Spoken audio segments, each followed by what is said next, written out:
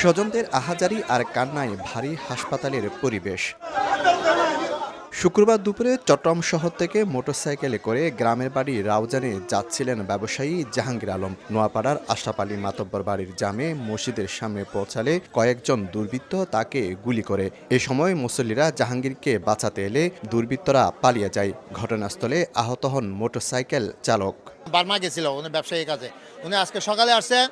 সকালে ওনার manager, community সেন্টারের manager cycle bike চালাইতেছে, উনি পিছনে বসা মসজিদে যাচ্ছেন, এই অবস্থায় পিছন থেকে ব্রাশ করে দিচ্ছে। আমাদের ফ্যামিলির সাথে কারো কোনো শত্রুতা নাই, রাজনীতি কোনো আলোচনা বা সমালোচনা কোনো কিছু নাই। গুলিবিদ্ধ অবস্থায় জাহাঙ্গীরকে চট্টগ্রাম নগরীর এবারকেয়ার হাসপাতালে নিয়ে গেলে চিকিৎসকরা তাকে মৃত ঘোষণা করেন।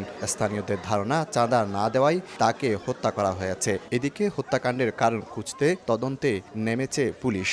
ঘটনাস্থলে যারা ছিল কিছু কিছু লোককে চিহ্নিত করা গেছে।